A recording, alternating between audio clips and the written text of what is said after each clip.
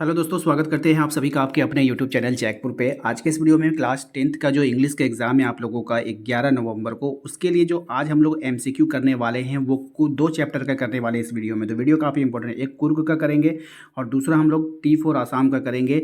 और ये जो क्वेश्चन पेपर है वो आप लोगों का जैक बोर्ड का है, देख लीजिए। मैंने नहीं बनाया है और किसी ने टाइप नहीं किया है, ये JCRT रांची के द्वारा जो आप लोगों का क्वेश्चन पेपर आया है उसी से हम आप लोगों को बता रहे हैं। तो वीडियो काफ़ी इंपॉर्टेंट है, सभी लोग लाइक कर दीजिएगा एंड सभी शेयर कर दीजिएगा सभी दोस्तों को, ताकि सभी की हेल्प हो पाए। ठीक है, तो सबसे पहला देखिए सवाल जो यहाँ पर आपसे पूछा जा रहा है कि कुर्ग्स आर डिसेंट्स ऑफ, कुर्ग निम्नलिखित में से किसका वंशज है। वंशज के बारे में आपसे पूछा है और देखिए यहाँ पे एक एक लाइन को हम आपको समझाने का काम करेंगे। ठीक है, तो मेरा जहाँ तक योगदान होगा आप लोगों को समझाने का है।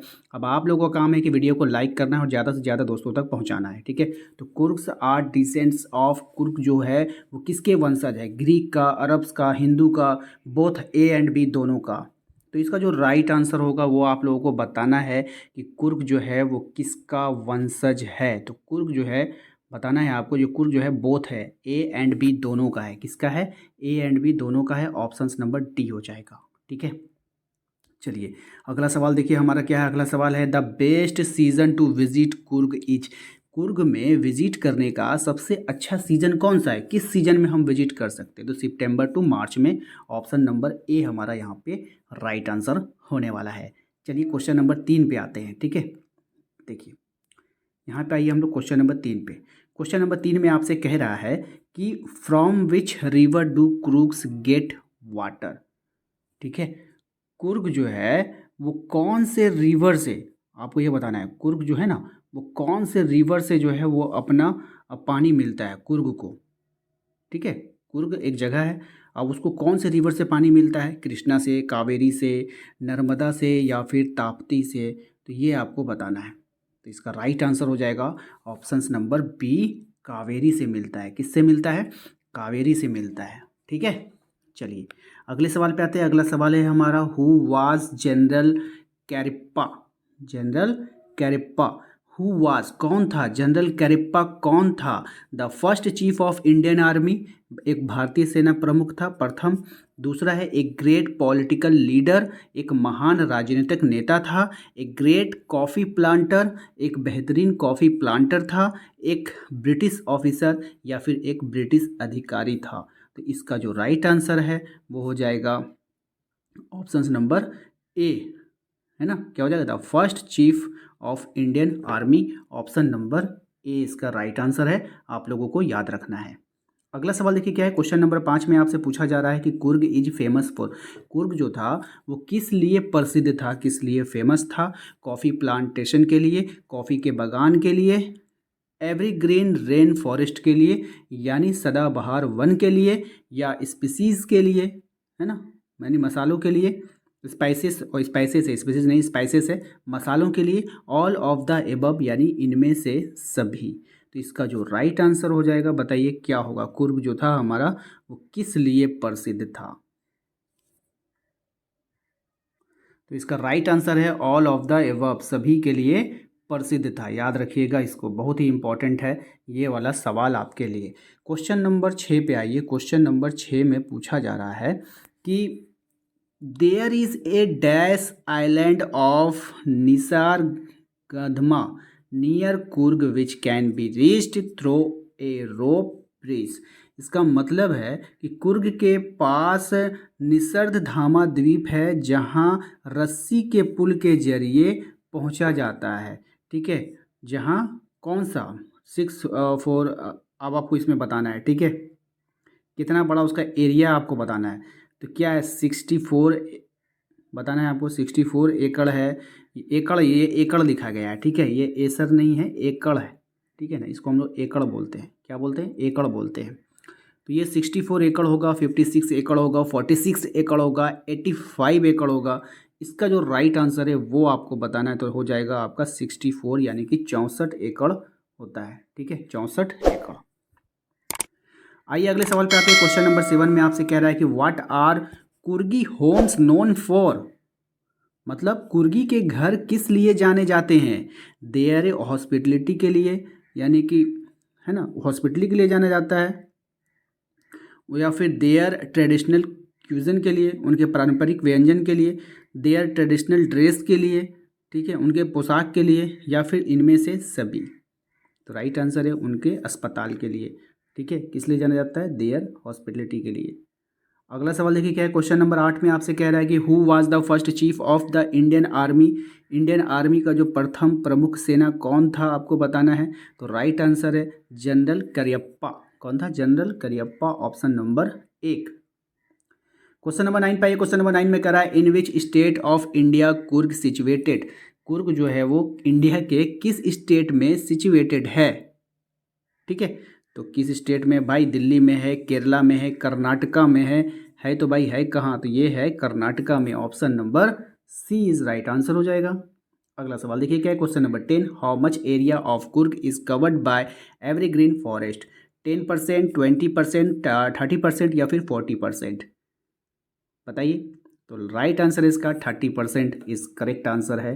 तो उम्मीद करते हैं आप लोगों को वीडियो अच्छा लग रहा है। आप चलते हैं दूसरे चैप्टर पे। दूसरा चैप्टर जो है हमारा T4 आसाम, उसको स्टार्ट करने से पहले हम आप लोगों से यही कहेंगे, यदि आपने अभी तक हमारे चैनल को सब्सक्राइब नहीं किया है तो सब्सक्राइब कर लीजिए और वीडियो को लाइक एंड शेयर जरूर कर दीजिए। चलिए, इसके जितने भी मोस्ट इंपॉर्टेंट MCQ होगा उसको हम लोग देखने का काम करेंगे। अगर आप लोगों को इसका सब्जेक्टिव चाहिए होगा तो प्लीज़ कमेंट कर कर हमें ज़रूर बताइएगा कि हाँ हमें इसका सब्जेक्टिव भी करवा दीजिए, तो हम इसका सब्जेक्टिव भी आप लोगों के लिए लेकर आएंगे, ठीक है। चलिए अगले सवाल पे आते हैं। अगला सवाल देखिए यहाँ पे हमारे पास आ चुका है। पहला सवाल है में आपसे पूछा जा रहा है कि how many T plants Guru out of the eyelids of Buddhist monk. बात समझ में आया कि नहीं, बौद्ध भिक्षु की पलकों से कितने चाय के पौधे निकले।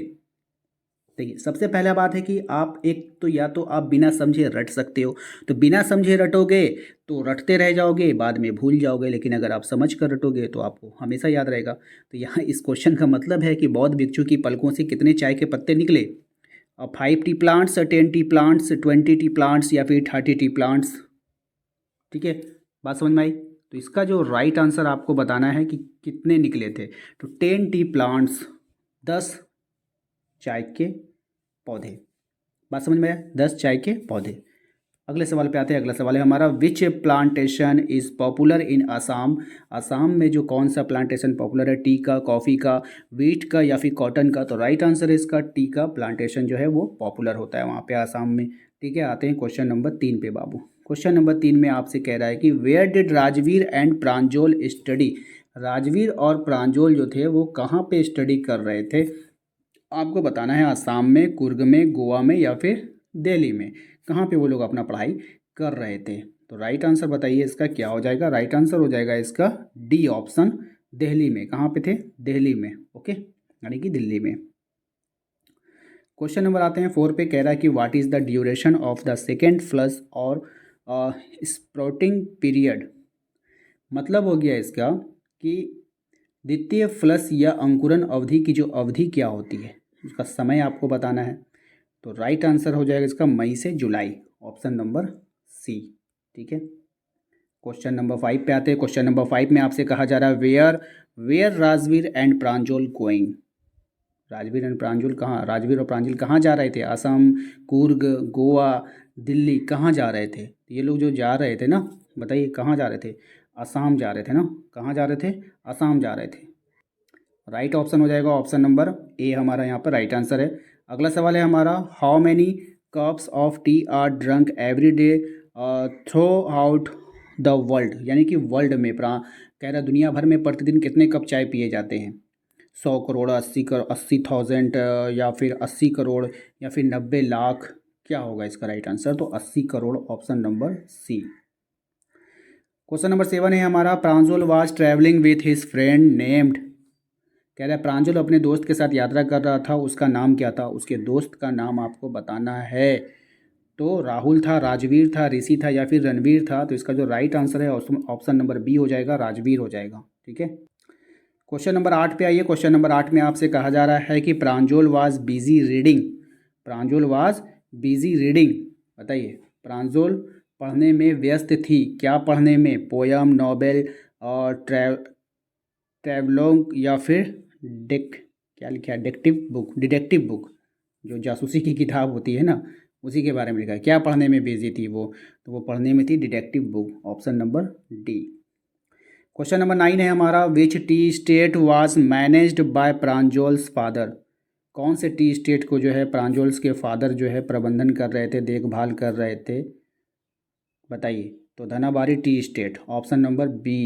कौन सा था? ऑप्शन नंबर बी होगा या क्या होगा, बताइए। चलिए देखते हैं। पढ़ते पढ़ते, धेकियाबारी टी स्टेट है, धनाबारी टी स्टेट है और परकराबारी टी स्टेट है और नॉन ऑफ दीज है इनमें से। तो इसका जो राइट आंसर होगा ना, ये नहीं होगा, ये होगा ऑप्शन नंबर ए। ठीक है, टेकियाबारी टी स्टेट। क्वेश्चन नंबर 10 पे आते हैं। क्वेश्चन नंबर 10 में आपसे कह रहा है कि Bodhi Dharma cut off his dash because it was creating disturbance during meditation. मतलब है कि बोधि धर्मा ने उसकी बात काट दी क्योंकि ये ध्यान के दौरान व्यवधान पैदा कर रहा था। ठीक है, उसकी कट मतलब बात को काट दिया। ठीक है, क्योंकि ध्यान ध्यान मतलब कोई जब मतलब ध्यान लगाता है तो ध्यान के दौरान उसकी बातों को वो क्या कर रहा था, दुविधा पैदा कर रहा था, तो उसकी बातों को काट दिया था। किसका? ईयर, हियर, आई लीड्स या फिर थम। क्या काटा था ये बताना है। तो आई लीड्स, क्या काटा था? आई लीड्स। बात समझ में आया? आई लीड्स किसको बोलते हैं पता है? पलकों को। किसको? पलकों को, आई लीड्स। तो उम्मीद करते हैं आप लोगों को आज का ये वीडियो पसंद आया होगा। अगर इसका सब्जेक्टिव भी आप लोग इसका मतलब कि डिस्कस करवाना चाहते हैं तो प्लीज़ कमेंट कीजिएगा। वीडियो कैसा लगा इसके बारे में भी कमेंट कीजिएगा और अपनी राय दीजिएगा। उम्मीद करते हैं वीडियो आप लोगों को अच्छा ही लगा होगा। तो वीडियो को लाइक करके शेयर कर दीजिएगा। सब्सक्राइब नहीं किया तो सब्सक्राइब कर लीजिए, बेल आइकन को दबा लीजिए ताकि आने वाली हर एक वीडियो का नोटिफिकेशन आपके मोबाइल पर चला जाए। मिलते हैं अगले वीडियो में। Thank you.